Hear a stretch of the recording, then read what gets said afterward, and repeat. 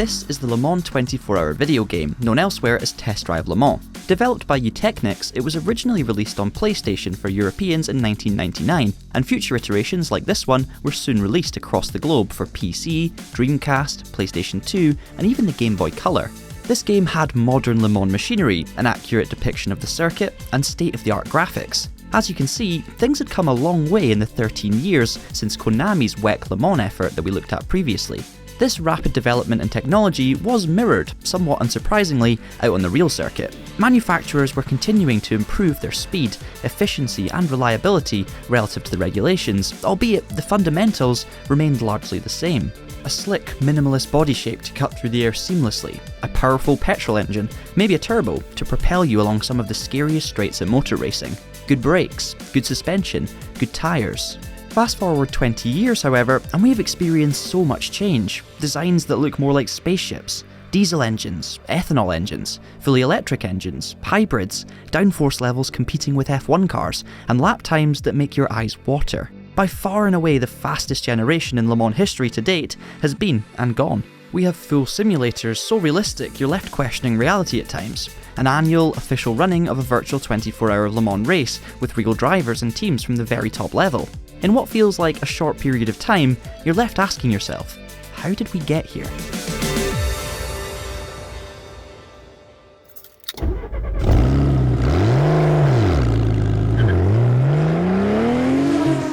First off, let's take you back to 1999. This edition of the Great Race had just about everything. GT1 may have technically come to an end, but despite this, the entry list was stacked full of the world's biggest manufacturers, most of whom were targeting outright victory from two separate classes. The competition was as close as ever, with strength and depth and a battle at the top which felt too close to call. Ahead of the plethora of Vipers and 911s in the GT field, you had Works prototype efforts from Riley and Scott, Panos, Nissan, Audi and Courage fighting the privately run Lolas and even Ferraris, which were making their final appearance. Then, just up the road from the rest of the pack were the three main contenders. Toyota with their confusingly named GT1, Mercedes-Benz with their sleek CLR, and finally BMW with their screaming V12 LMR.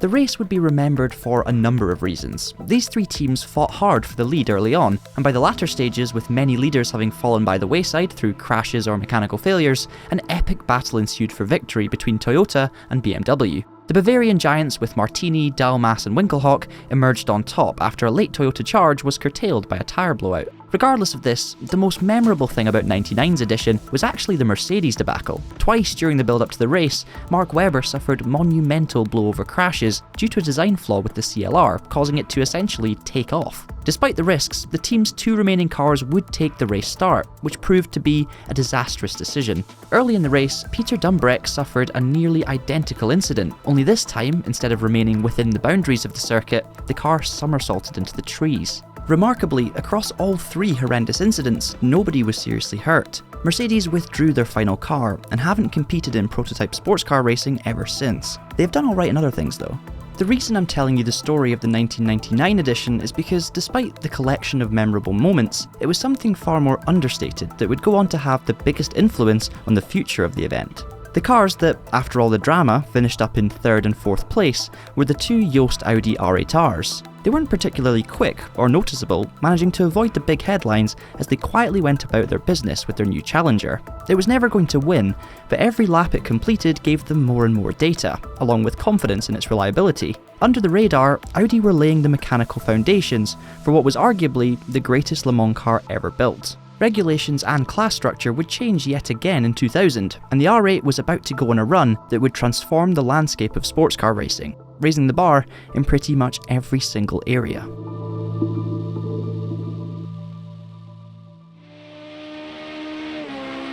The Audi R8s that turned up at Sebring for the 2012-hour race, the opening round of the American Le Mans series, were completely different animals. They were faster, more reliable, more fuel efficient, easier to drive, and Audi had an incredible driver lineup as well. The team dominated. They smashed the brand new Cadillacs, the reigning champions Panos, they even smashed BMW.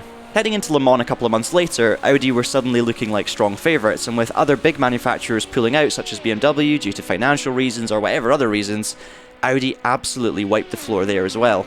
I think a big thing about this car that stood out to fans and other teams at the time was just the incredible attention to detail that had been given to the engineering of this thing. This was clearly built for endurance racing.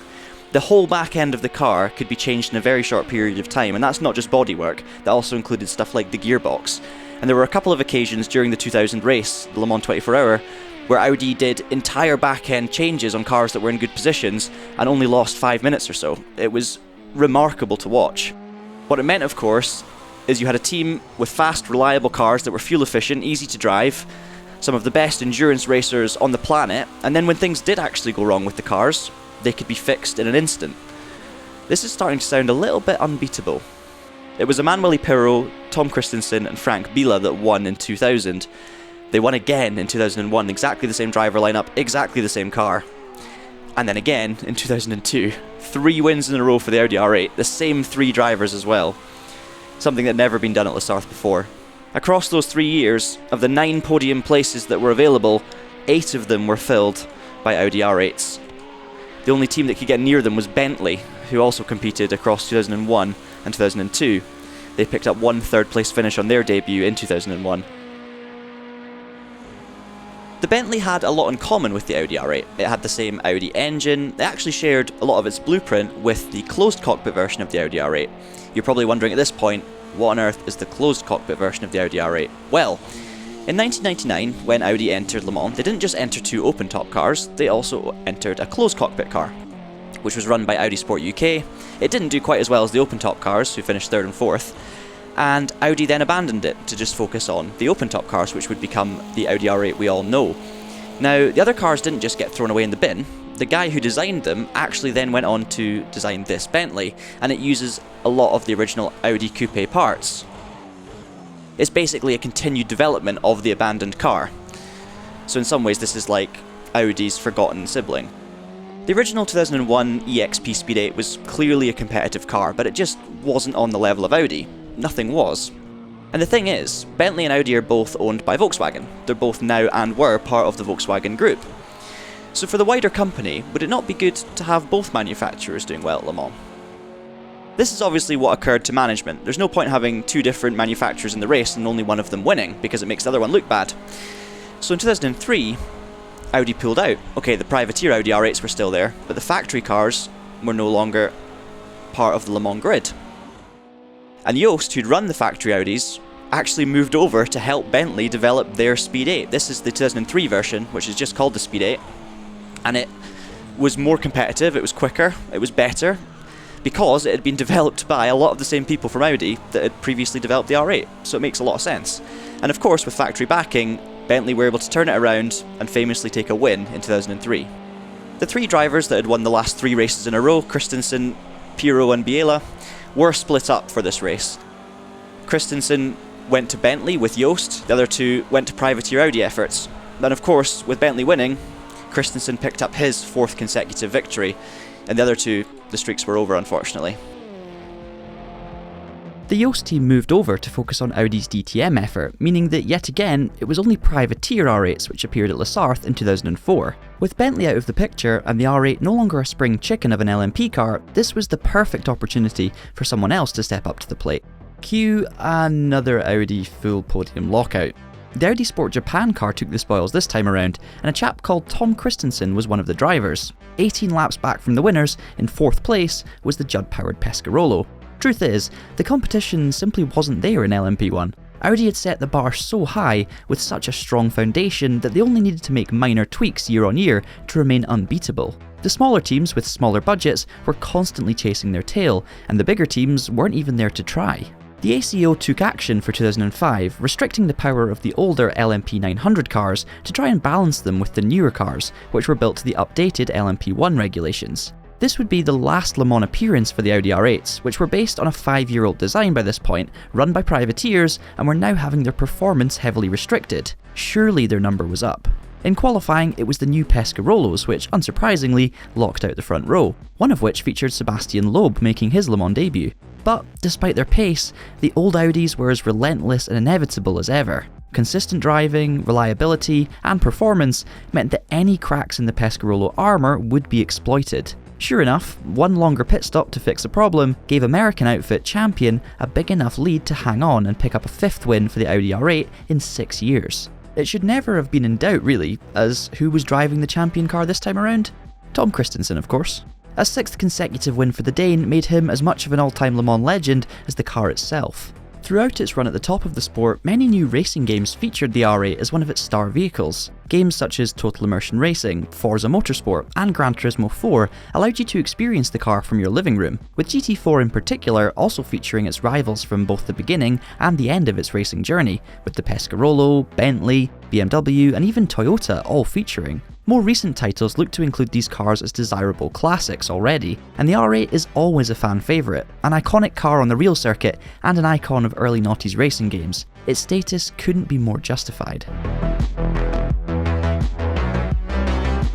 Now, we've been talking a lot about the top level prototypes, but whilst all of this Audi domination was happening, there were plenty more battles taking place throughout the field. Porsche had planned to enter LMP 900 at the turn of the century, developing their own effort to replace their successful GT1. Sadly, although the car was built and tested, the project was abandoned before it was ever raced, and they focused their efforts on developing a customer GT program. Maybe they could have taken the fight to Audi based on their previous successes, but sadly, we'll never know. Instead, their cars would be the dominant force in the slowest LMGT class, which would become known as GT2 in 2004. They won every single race from the class's inception in 1999 until 2005. In fact, a Porsche of some description had picked up a class win in every race since 1991. Considering we normally associate Porsche with success in the 70s and 80s, it's crazy to think just how much success they had in the period afterwards as well.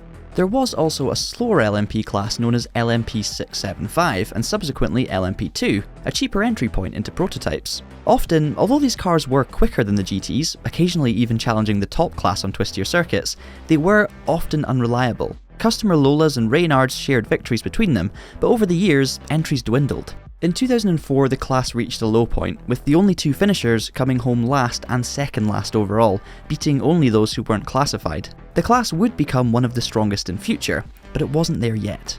For the most excitement and biggest rivalries throughout this era, you had to look to the GTS class. After the original GT1 regulation set was buried after 1998, GTS became the new pinnacle of GT racing. Initially, it was the 8-litre V10 Chrysler Vipers which dominated proceedings, with the Works Oreca team taking wins in 99 and 2000. By this stage, Corvette had entered the fray, with clear intentions of taking the fight to the Vipers, and they managed it, winning the 2001 edition with their C5R. Next, it was Ferrari's turn to enter the fight. I say Ferrari, it was actually ProDrive who had privately built and developed their V12 550 GTS Maranellos. The team had incredible success in the past with various manufacturers in both the BTCC and the World Rally Championship. Now they were also taking over management of the floundering BAR F1 team, so it's fair to say it was a busy time for the outfit.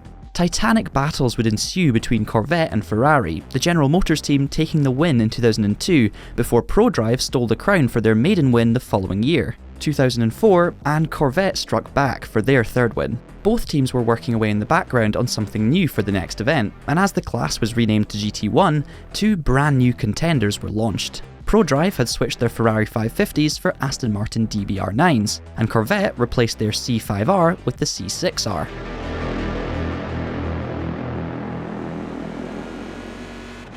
This new car had slightly updated bodywork compared to the C5R. It had slightly less power as well, due to whatever restrictions were put on the power by the ACO for 2005.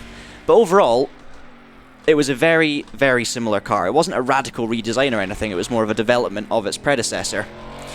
And to be honest, it was a similar situation for ProDrive. Yes, they had new Aston Martins rather than Ferraris, but under the hood, they were very similar. They used some of the same parts, they both had V12 engines. They were both very fast. The Aston, in fact, too fast for this Corvette. Both teams turned up at Sebring for the opening round of the American Le Mans Series 2005, and ProDrive were quicker. Not only were they quick, they were pretty consistent as well and reliable, and the Aston Martins took victory.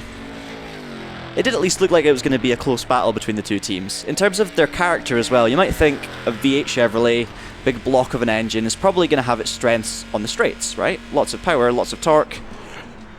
In fact, it was actually ProDrive that had a big straight line advantage.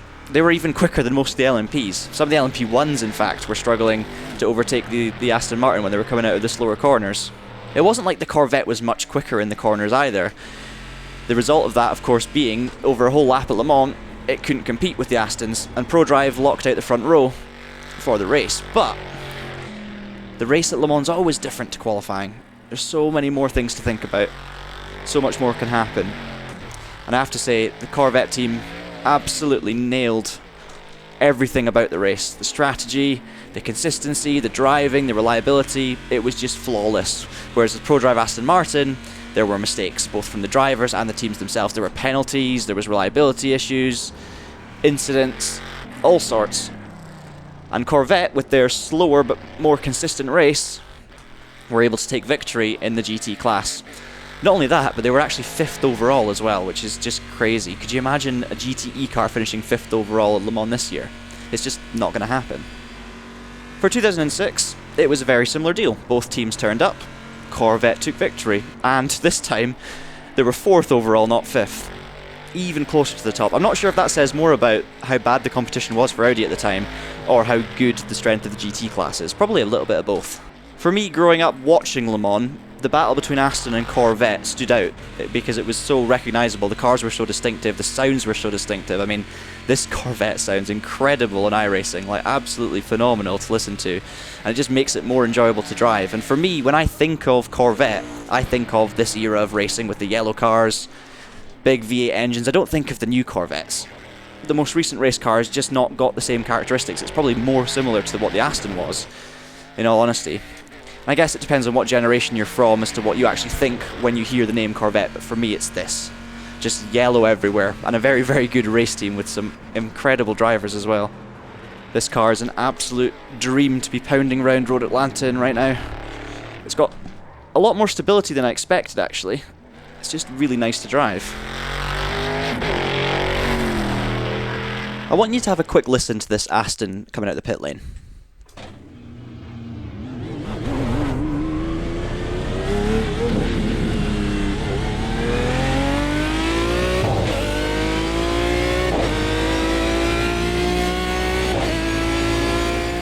It sounds very, very good. Does it sound better than the V8 Corvette? Oh, I don't know. The Corvette on iRacing sounds very good as well, but I think if it's me, I have to take the V12. The Aston was clearly a very competitive car, and ProDrive had winning pedigree. They had won the class a few years before in the Ferrari, so it wasn't like they weren't expecting to win at some point. It was just really unfortunate for them that they hadn't managed to win the first 2 years. Corvette had just been too good. Aston weren't bad. They were, the quickest by far. It just wasn't enough over a long distance. In 2007, however, it would be third time lucky for the Brits. Much like Bentley in 2003, the green cars would finally take a victory in class. Well deserved as well. And then in 2008, they won again. 2 in a row, much like Corvette before them, so it was 2-2 in this incredible head-to-head. You're probably wondering who won in 2009? Well, we never found out because Aston Martin pulled out with regulation changes on the horizon, and then Corvette followed suit fairly soon after, so we never got to see them fight against each other again. But for those 4 years, it was amazing. Just what a sight, what a sound. As I was saying while I was driving the Corvette, it's that battle between those two cars that I remember on TV growing up. Never really experienced them much in a video game until recent times, really, with iRacing. Oh, bit of oversteer. They're just such heffalumps, but in the best possible way. And they both sound better than 95% of race cars out there. I want to know which of the two you prefer. I think, if I'm honest, if I was driving one of these two cars around a racetrack tomorrow, it would have to be the Aston, because I think the V12 sound in real life would just blow my mind. I mean, the V8 would probably deafen me and shake me to bits, but I'd prefer the Opera. For me, it's always better when these head-to-heads have two different cars with different personalities. Like, both obviously drive fairly similarly or very similar in terms of speed, but it's just the fact that their personalities and character are so contrasting. It just makes it that bit better. This thing handles really nicely as well. I'm shocked. It's heavy. It doesn't have huge amounts of downforce, but it's just mechanically well built. And it comes across really well, especially when the tyres are up to temperature in iRacing. I do miss this old Silverstone layout as well. We haven't yet talked about the circuit changes that took place in the early noughties, and most of these were focused on the first sector. The most significant change took place at the run between the Dunlop chicane and the Mulsanne, with a series of sweeping curves replacing the existing straight and second chicane. The reason for this? To accommodate important changes to the shorter Bugatti layout, which would go on to hold the French round of the MotoGP annually, as well as many other race series. Tertre Rouge would be further changed in the years to come as well. In 2006, the profiling of Turn 1 was modified, as was the position of the Dunlop chicane to further increase the safety of the circuit. This, of course, was also the first year of having no Audi R8s on the grid. However, this didn't mean no Audis. Yost were back at the helm, running the team's brand new R10s. This car looked far more aerodynamically aggressive than its heroic predecessor, but the biggest difference was the engine. The R10 utilised a 5.5 litre V12 twin-turbo diesel, and it sounded, well, horrific. But who cares when you're winning? And Audi did exactly that, with both cars locking out the front row and the number 8 car winning comfortably ahead of last year's pace-setters Pescarolo. Good fuel consumption isn't always boring after all. In GT2, it was Panos who took a popular first victory. After years of fielding competitive cars across various classes with no luck, they finally had something to show for their hard work. This result also ended Porsche's chain of class victories, starting in 1991. They would bounce back the following year before Ferrari took their maiden GT2 victory in 2008, and their second 12 months later. Finally, GT2 had variety on the top step. This era coincided with the launch of the original Race Driver Grid game as well, which had its own official Le Mans 24-hour event to end every career mode season. The game had all of the top LMP1s and LMP2s from the time, including the R10 Audi, Creations, Zytex, Lolas and Courages. They also had all of the GT1s and GT2s that I've mentioned previously, and many more, and of course, a recreation of the circuit. It was a great time to be a Le Mans and racing game fan. Whether you were watching the race on your TV or replicating it on your console, one thing remained consistent. The challengers, many of whom were smaller independent car makers, simply couldn't get close to the dominant Audis. The sport needed a big hitter to take up the mantle, and thankfully, that's exactly what it got. Enter into the fray Peugeot. That is how I pronounce it, by the way. I'm Scottish, we all pronounce it Peugeot, not Peugeot. We've had arguments about this in the office, I'm right. Now, Pescarolo had obviously done a very good job of flying the flag for France. They'd come very close to winning, but even when Audis were pegged back in 2005 and Pescarolo were at their best, they still couldn't actually win the race. Audi were too strong. But it was always going to be difficult. They never had the major resource of a big manufacturer. Now, Peugeot, of course, is different. They've got lots of money, a big company. They've also got Le Mans winning pedigree. They won this race, of course, in the early 90s. Their Challenger, much like Audi, was powered by a 5.5 litre twin-turbocharged V12 diesel engine, and it was this, the 908. There were lots of similarities, as there are quite often with top-level prototypes, but the biggest difference between the two was that the Peugeot had a roof, and the Audi didn't. It's beginning to sound a lot like Bentley, isn't it? This entry was exactly what the race needed to spice it up again. And take pole position on debut in 2007. Two of the main Audis hit trouble in the race, forcing them to retire, but unfortunately for the French, Audi had a third car, and inevitably, it took home the victory. They did finish second though, and heading into the next year, 2008's edition, Peugeot were flying. In fact, everyone was flying. The pace was incredible at the front. It was 8 seconds quicker than the previous season in terms of the pole position lap time. 3 Peugeots locked out the top 3 positions in qualifying, and they were 5 seconds ahead of the fastest Audi, so things were looking very good indeed. This carried over to the race. Peugeot led at the start, were dominating the first half of the race. Everything was going to plan. What could possibly go wrong?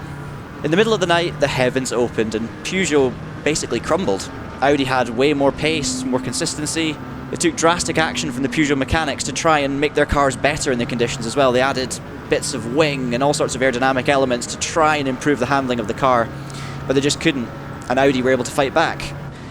It was an absolutely epic race, the 2008 edition. You had 5 cars within a couple of laps towards the end, all fighting for overall victory, but it went to Audi in the end.